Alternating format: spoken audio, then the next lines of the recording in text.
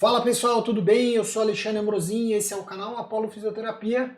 E o vídeo de hoje nós vamos conversar um pouco sobre o PIP, a individualização do PIP em pacientes cirúrgicos no intraoperatório. Será que faz diferença eu individualizar o PIP para os pacientes que são submetidos à cirurgia abdominal? E aí, especialmente para pacientes que são obesos e são submetidos à cirurgia abdominal? É no vídeo de hoje que eu vou mostrar isso para vocês. Mas eu queria lembrá-los que eu já fiz outros vídeos falando aqui sobre o PIP de pacientes obesos ou sobre como ventilar pacientes obesos. Esse vídeo que está aí na tela, né, essa imagem que está aí na tela, é um vídeo que eu fiz falando como diminuir a mortalidade de pacientes obesos que têm SARA. Se você não assistiu, eu vou deixar o link aqui na descrição desse vídeo. Além disso, nós também fizemos um outro vídeo, que é esse aqui, ó, se a gente deve recrutar os pacientes cirúrgicos que foram submetidos à cirurgia bariátrica, aqueles pacientes obesos que foram submetidos à cirurgia bariátrica. E hoje eu vou falar de individualização do PIP em pacientes obesos. Nós sabemos que a obesidade é uma das comorbidades que estão mais presentes no nosso dia a dia. Por isso a gente tem que cada dia mais entender a fisiopatologia da obesidade, entender de que forma que ela altera a mecânica respiratória e aí, consequentemente, entender de que forma que eu vou melhorar a ventilação mecânica desses pacientes. Então, se você quer aprender mais sobre esse assunto comigo, tem que ficar até o final desse vídeo. Não esquece aí de curtir o vídeo e se inscrever no canal Apollo Fisioterapia. E se você apertar o sininho aí, você também vai receber notificações de que eu fiz novos vídeos e lancei aqui no canal Apollo Fisioterapia. Então vamos lá, vamos para o vídeo de hoje?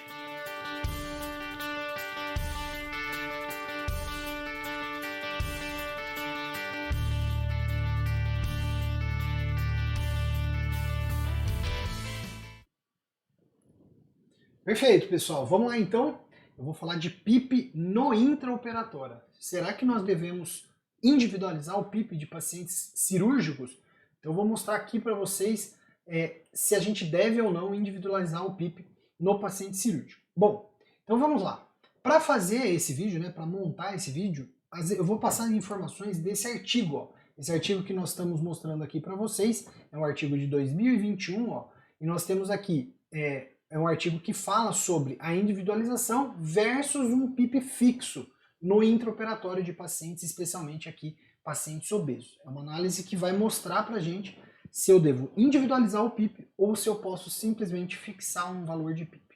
Mas por que esse assunto volta novamente aqui no canal, né? Porque a gente, como eu disse, o paciente obeso, ele é um paciente muito comum no nosso dia a dia e esses pacientes acabam com a anestesia geral, apresentando alguns riscos de complicação.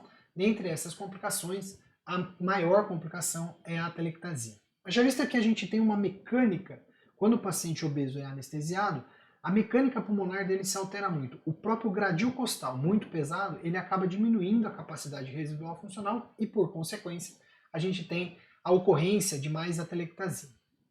A atelectasia é uma das complicações mais importantes, como eu disse para vocês, e ela acaba, né, as complicações pulmonares no pós-operatório acaba levando ao aumento do tempo de internação e também elevando a mortalidade tanto de pacientes obesos como também de pacientes não obesos. Então, as complicações elas sempre devem ser buscadas, a gente diminuí-las no pós-operatório. Bom, diante disso, para que eu tenha diminuição das atelectasias no pós-operatório, dos recursos que a gente deve usar e pode usar é a pressão expiratória positiva final, é o PIP, e no paciente obeso, quando comparado a um paciente não obeso, esse PIP sempre será maior. Como é que eu faço para escolher o PIP? Eu posso escolher de diversas formas, dentre elas citamos aqui, né, o artigo citou pela melhor oxigenação, pela melhor mecânica respiratória, mas também pela tomografia de impedância, que seria, né, a tomografia de impedância, ela mostra para nós, né, quanto esse pulmão está ventilado e quanto não está ventilado. Então, é um dos recursos mais fidedignos aí para a escolha do nível de PIP. Mas é óbvio, né, que nós sabemos que a tomografia por impedância ela tem boa correlação aqui com a mecânica respiratória. Então, saindo aqui do artigo, que se nós não tivermos a tomografia por impedância, minimamente a gente tem que fazer uma titulação do PIP usando a mecânica respiratória. E de acordo com o artigo, a titulação por meio da tomografia de impedância elétrica mostra que em pacientes obesos, em média, se usa 18 centímetros de água de PIP. Mostra sempre, né, como a gente falou aqui em cima, mostra que o PIP tem que ser um pouco mais elevado nesses pacientes, mas pode variar muito.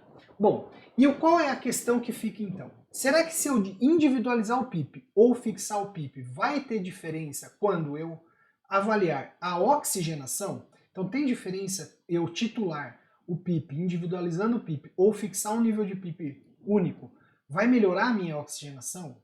Ou então também, ela vai melhorar a minha ventilação, vai melhorar áreas ventiladas nos pulmões, nas áreas dependentes do pulmão? Então é isso que o artigo buscou responder para nós. Então vejam só. Para isso, né, esse artigo pegou pacientes obesos com IMC acima de 35, que estavam sendo submetidos à cirurgia abdominal do tipo eletiva, e aí eles formaram 3 grupos. Então, um grupo era aquele grupo cujo PIP foi individualizado, que foi obtido, né, esse grupo no centro de estudo, né, de quem conduziu esse estudo. Depois, nós tivemos aqui também um grupo chamado de grupo PIP fixo, que era em 12 centímetros de água, que fez parte de um outro estudo chamado Probese, né? Esse estudo que deu origem a esse grupo, né? Esse estudo que está aqui, né? Eu pus aqui para nós, que é um estudo então que estudou a ventilação protetora intraoperatória utilizando altos e baixos níveis de PIP nos pacientes obesos. E o grupo controle foi aquele que usou entre 4 e 5, ou 4 ou 5 centímetros de água, que veio ou do grupo do estudo Probeso, ou também do centro do estudo, né? Esse então novo grupo formado aí. Então, para vocês terem uma ideia, vamos ver aí, né, como que foi formado os grupos, né? Então aqui a gente tem o centro de estudo e o grande estudo aqui, o Propeso. Probase, né? E aí nós temos aí, então, tanto em um como o outro, nós tivemos aqui, ó, o PIP fixo em 5 ou fixo em 4, que formou esse grupo chamado de grupo controle aqui, né? O PIP fixo. O grupo do estudo Probeso foi um grupo que foi fixo em 12 centímetros de água, então lembra, esse estudo aqui ele estava tentando comparar baixos níveis com mais altos níveis de PIP, e depois esse grupo aqui, no centro, né, foi o grupo que formou foi obtido a partir de individualização do PIP por meio da impedância elétrica. Muito bem, sendo assim, foram 3 grupos com 25, 44 e 21 sujeitos, sendo que aqui o PIP era individualizado de 4 a 5 e 12 centímetros de água era o PIP desse grupo fixo também. E aí, quais foram os desfechos que eles pegaram? Né? Os desfechos foi a PaO2 e FO2 inicialmente e depois a distribuição da ventilação nas áreas dos pulmões dependentes. Então eles conseguiram aí, usaram como desfechos primários e secundários. Bom, é importante a gente mostrar para vocês também de que forma que foi avaliado tudo isso aí. Então eles fizeram as mensurações pré-intubação, pós-intubação, no intraoperatório, pré-extubação e pós-extubação. Então vejam só, no grupo que individualizou o PIP, eles eram ventilados aqui com 8 ml por quilo de peso e PIP 5 inicialmente, onde ele fez aqui as avaliações pré-intubação e pós-intubação. E aqui eram 7 ml por quilo de peso e PIP 4, né? Então começaram iguais esses dois grupos aqui, né? Relativo ao PIP, né? Bom, num grupo que individualizou, o que se fez? Fez uma manobra de recrutamento, titulou-se a PIP, recrutou novamente e aí então o PIP ficou individualizado no intraoperatório. E aí, quando terminou a cirurgia, nova manobra de recrutamento alveolar. No caso dos grupos de PIP fixo em 4 ou 5, não teve manobra de recrutamento, ficaram ventilados ou com 8 ou com 7 ml por quilo de peso. Já aqui no outro grupo, em que o PIP foi 12, houve uma manobra de recrutamento no início, fixou-se o PIP em 12 e a cada hora fazia-se uma outra manobra de recrutamento. Ok? Depois esses pacientes pós-extubação eram acompanhados aqui em respiração espontânea no pós-extubação.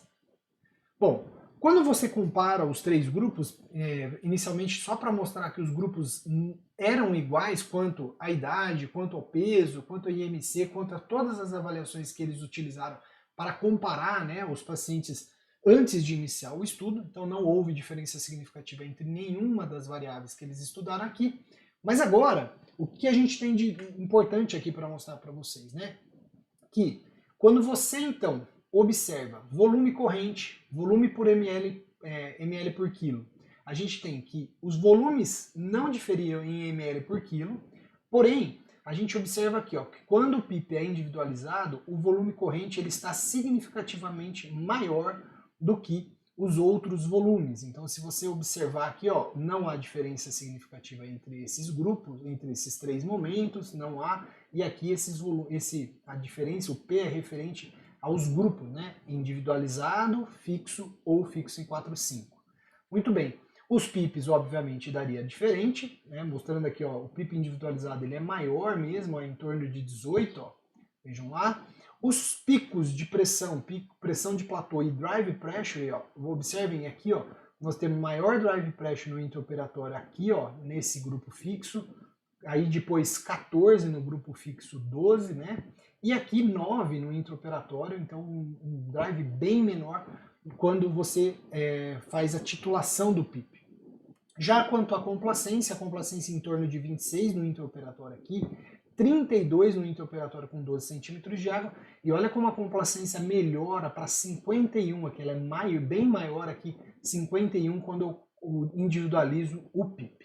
A relação PaO2-FO2, 325, 397 e 485, mostrando melhor oxigenação.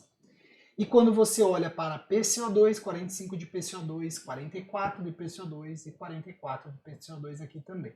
Mostrando então que a PCO2 ela teve pouca diferença aqui quando você observa a PCO2 nesse grupo aqui. Quanto à ventilação minuto, 7.6 aqui, 7.2 aqui e 8.2 aqui, mostrando maior ventilação nesse grupo aqui, que é o grupo em que se individualizou o PIP. Muito bem. Para mostrar melhor esses resultados, né, a gente pode olhar então os gráficos. Esses gráficos eles são bastante ilustrativos para nós. Se observarmos então aqui, quando eu olho para PaO2 e FO2, nos momentos de estudo, e eu olhar aqui, ó, o que aconteceu com a PaO2 e FO2 do grupo com PIP 4 ou 5? Ele se manteve praticamente todo o tempo no mesmo nível. Já no paciente cujo PIP 12, né, nos pacientes cujo PIP foi 12, ele sobe no intraoperatório, cai no pré-extubação e aí cai novamente aqui no pós-extubação.